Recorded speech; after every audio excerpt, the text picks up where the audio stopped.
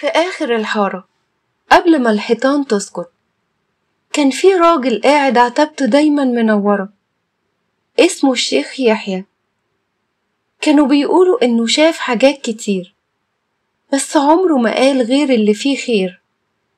وشه فيه طيبة الزمن، وصوته لما يتكلم كأنه بيقرأ من كتاب عمره 1000 سنة.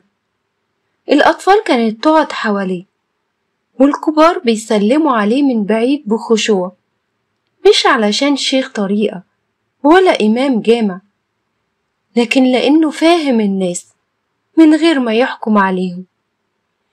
كان يقعد كل مغرب يحكي ويبدأ الحكاية بكلمة دايما تتكرر: كان يا ما كان في ضرب اسمه السعادة. واللي يسمع يحس إن الحكاية مش من زمان، دي بتحصل دلوقتي جواه.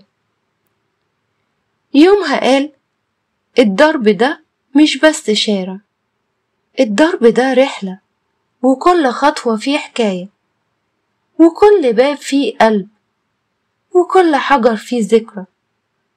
ومن ساعتها بدأت الحكايات تطلع من قلب ضرب السعادة على لسان الشيخ يحيى، واحنا وراه ماشيين ما بين الحنين وبين اللي راح واللي لسه جاي.